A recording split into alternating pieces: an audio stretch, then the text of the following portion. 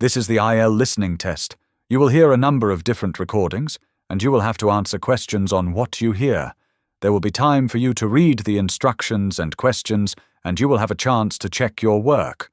All the recordings will be played once only. The test is in 4 parts. At the end of the test, you will be given 10 minutes to transfer your answers to the answer sheet. Now turn to Part 1. Part 1. You will hear a conversation between a customer and a travel agency representative about booking a trip. You have some time to look the questions 1 to 5.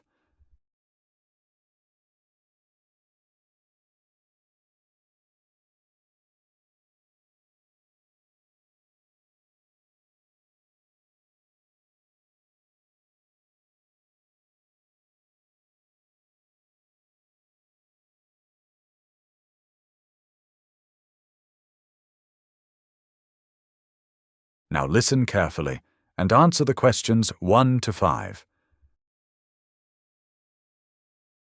Good morning. City Express Travel. How can I assist you today? Hi, I'd like to book a trip for next month. I'm thinking of visiting Spain, but my wife prefers Italy.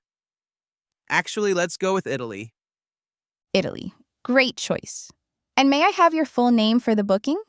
Sure, it's Jason Miller. Thank you, Mr. Miller. And a contact phone number, please? Yes, it's 555-829-1436. Oh wait, I just changed my number.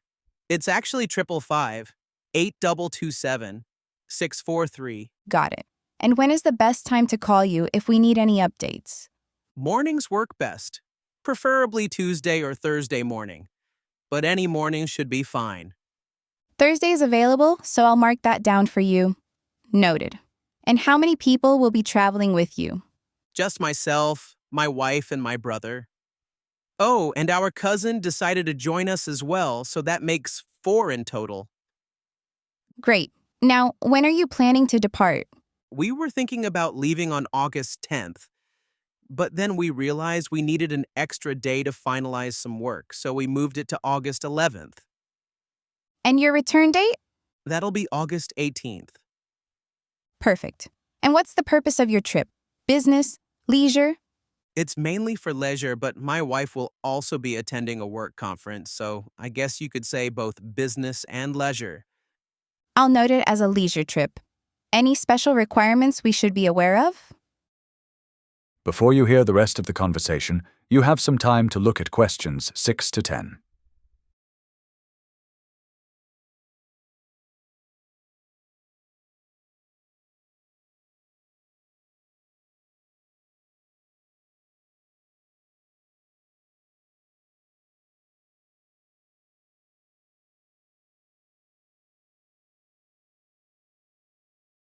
Now listen and answer the questions 6 to 10. Yes, my cousin has a severe dairy allergy. He can't have anything with milk, cheese, or butter. Understood. Now, just for our market research, could you tell me how many trips you've taken in the last 12 months? Let's see. We went to Canada once, then Mexico, then Australia for a business trip, and my wife and I had a short trip to Japan. That's 4 trips in total. Got it. And was that trip for business or leisure? Purely vacation, no work involved. And finally, we love hearing customer feedback. How would you rate our website's usability? It's a bit too complicated to navigate. Some sections are confusing. Thank you for that. Lastly, could I take an email address for your confirmation? Sure, it's jasonm@fastmail.com. Before we finalize your booking, would you be interested in adding travel insurance? It covers medical emergencies, trip cancellations, and lost luggage. Oh, that's a good point. I didn't think about that. How much does it cost? We have different options. The basic plan is $30 per person, while the premium package, which includes higher coverage, costs $55 per person. That's a bit more than I expected. Let me discuss it with my wife first. Of course, I'll hold the booking for you until tomorrow. Let us know your final decision by then. And how would you like to pay for your trip? We accept credit card, bank transfer, or cash. I was considering a bank transfer, but my wife mentioned it might take longer to process. On second thought, I think a credit card would be easier. Perfect. I'll process that payment method for you now. You'll receive a confirmation email within the next few hours. Great! I'll keep an eye out for it. Thanks for all your help today.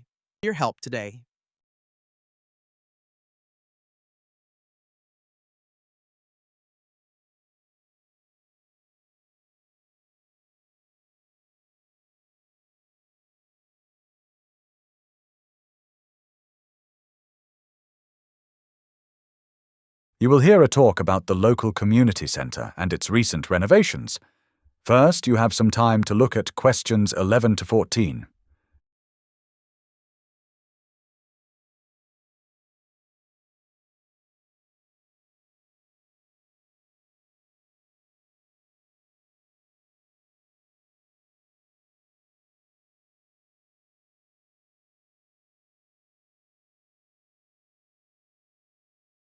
Now listen carefully and answer questions 11 to 14. Good afternoon, everyone. Welcome to our newly renovated community center. We are thrilled to have you here today. For those who may not be familiar with our center, let me begin by explaining its main purpose. While we do offer various educational workshops, our focus is broader. We are here to bring people together and encourage social connections. That's why our main goal is to act as a gathering space for community interactions, whether that be community meetings, local celebrations, or group activities. Many people assume we are primarily an educational hub, but in reality, the majority of our programs focus on social engagement. You may have noticed some of the updates to our building. We recently underwent a major renovation. This was primarily done to enhance its ecological sustainability. We wanted to ensure that we operate in a way that is sustainable, using eco-friendly materials and energy-saving technology. However, a few structural repairs were also necessary, such as fixing the aging roof and reinforcing some of the walls. While these repairs were essential, our main motivation was making the facility more sustainable. One of the most exciting updates is in our library. Initially, we considered installing a digital archive, but feedback from local families emphasized the need for a more interactive space for young readers. After much deliberation, we decided on a dedicated storytelling area, which allows children to engage with books in a more immersive way. This has quickly become a favorite spot in the center, as families frequently gather here. We've introduced a brand new children's storytelling area, which has been a huge hit among parents and kids alike. As for our meeting rooms, we've streamlined the booking process. Previously, you had to fill out a paper request form at the front desk. However, to make things more convenient, all bookings are now handled via a digital reservation system. Some people still prefer the old method, but to keep things efficient, we are moving towards a completely digital system. Before you hear the rest of the talk, you have some time to look at question 15 to 20.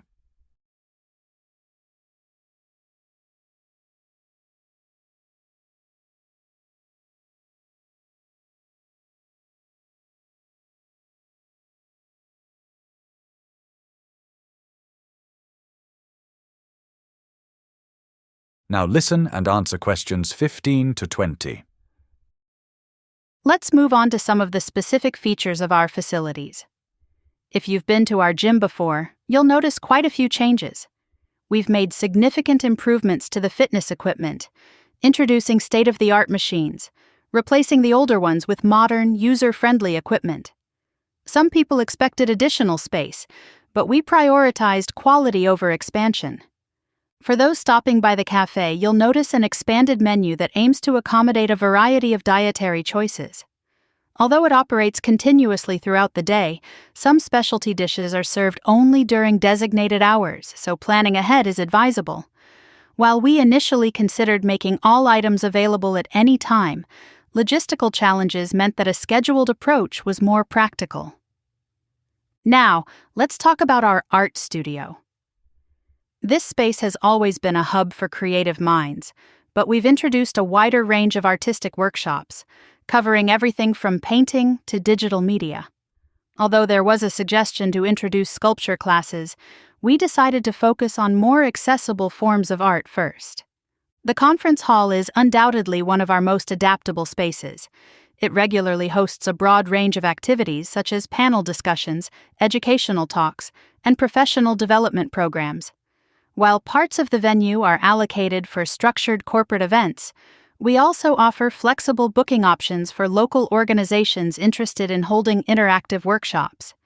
Initially, our senior program primarily focused on fostering social connections through casual meetups and recreational activities. However, as we gathered input from members, it became clear that many were eager for more structured engagements. We explored options such as wellness sessions and cultural discussions, but ultimately, we decided that practical knowledge development, particularly in language courses and technology training, would provide the most value to participants. Our community center ensures that different age groups have designated spaces tailored to their needs. The children's section offers interactive activities, while seniors have a quieter lounge for relaxation. Young adults benefit from specialized programs aimed at skill building and engagement. Although some areas remain accessible to all, certain areas are structured to accommodate different age demographics, ensuring an enriching and age-appropriate environment. Thank you for your time today, and we encourage you to explore everything we have to offer.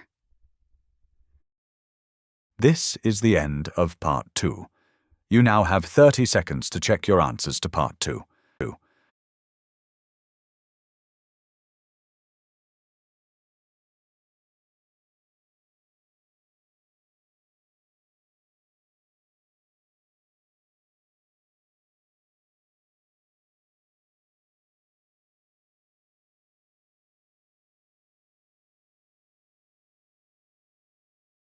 You will hear two students, Rachel and Ben, discussing their survey results on music students' experiences.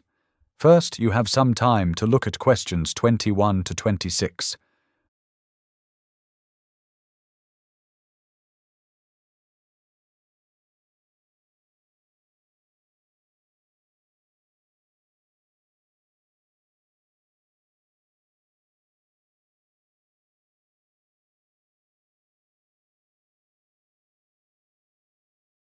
Now listen carefully and answer questions 21 to 26. So, Finn, we need to organize our research findings for the upcoming presentation. We surveyed all third-year students enrolled in the music program, and our goal was to examine their perspectives on performance preparation. Exactly. We should begin with a summary of their musical background before starting university. One key observation was that although composing music is part of their coursework now, it wasn't a common experience before they enrolled. Another shared aspect was familiarity with the piano, although formal training varied. That's right. Another interesting trend was the high percentage of students who had previously performed in front of live audiences.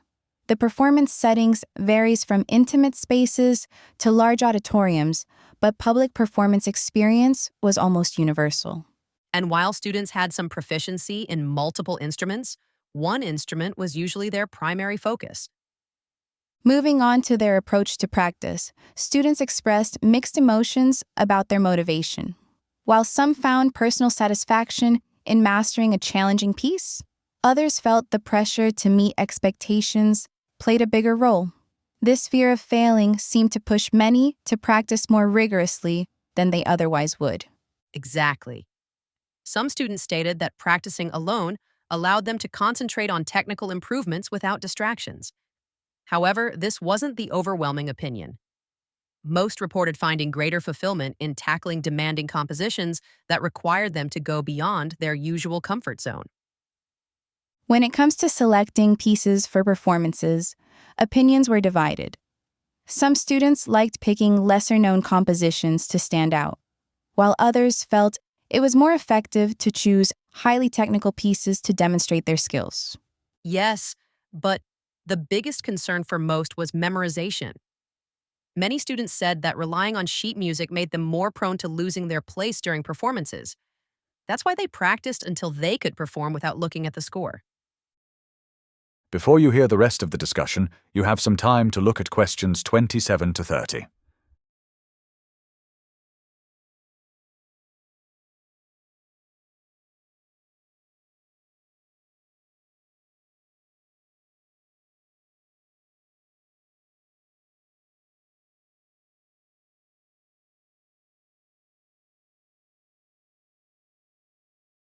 Now listen and answer questions 27 to 30.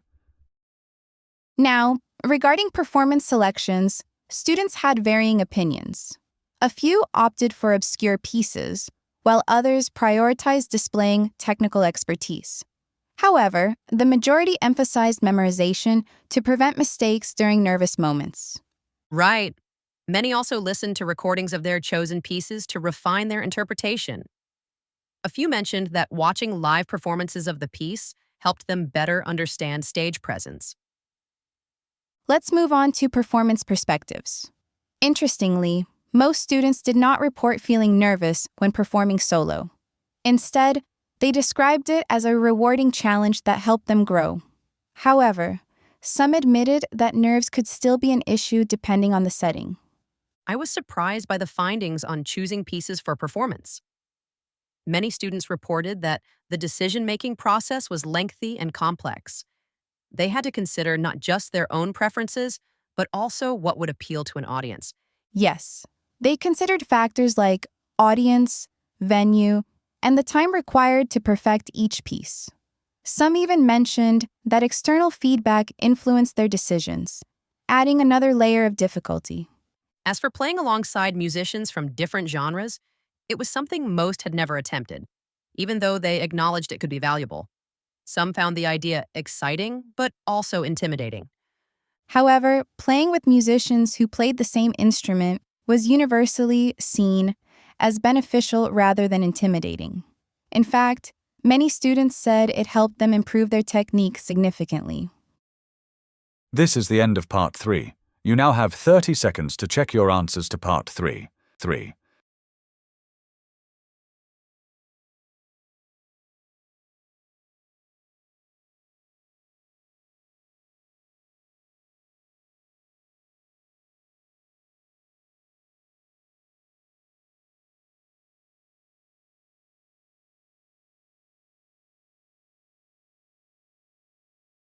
Part 4. You will hear a zoology lecturer discussing gastropods and their characteristics.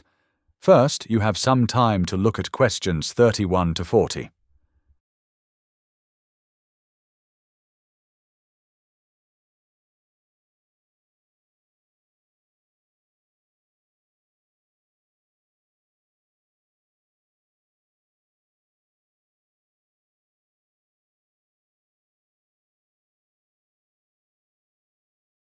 Now listen carefully and answer questions 31 to 40. Good morning, everyone. Today, we'll be exploring an ancient yet fascinating group of creatures, gastropods. This group includes snails and slugs, some of the most resilient and adaptable invertebrates on the planet. To begin, let's examine their origins and evolutionary history. Gastropods date back at least 500 million years, according to fossil evidence. The minerals present in their bodies closely resemble those found in seawater, suggesting their ancestral origins in marine environments. However, as they adapted to new habitats, some species developed the ability to thrive in freshwater and even terrestrial environments. Moving on to their physical traits, these organisms rely on a singular muscular foot to move, secreting mucus to aid locomotion. They possess a radula, a specialized feeding tool that allows them to scrape food off surfaces. In terms of size, British snails can be as small as 1.5 millimeters, whereas the Roman snail reaches up to 50 millimeters. Interestingly, the majority of their shells spiral in a clockwise fashion, although rare exceptions exist. Additionally, some species develop external adaptations like ridges or protrusions, helping them blend into their surroundings or deter predators. Some even have translucent shells, making them more difficult to spot in certain lighting conditions.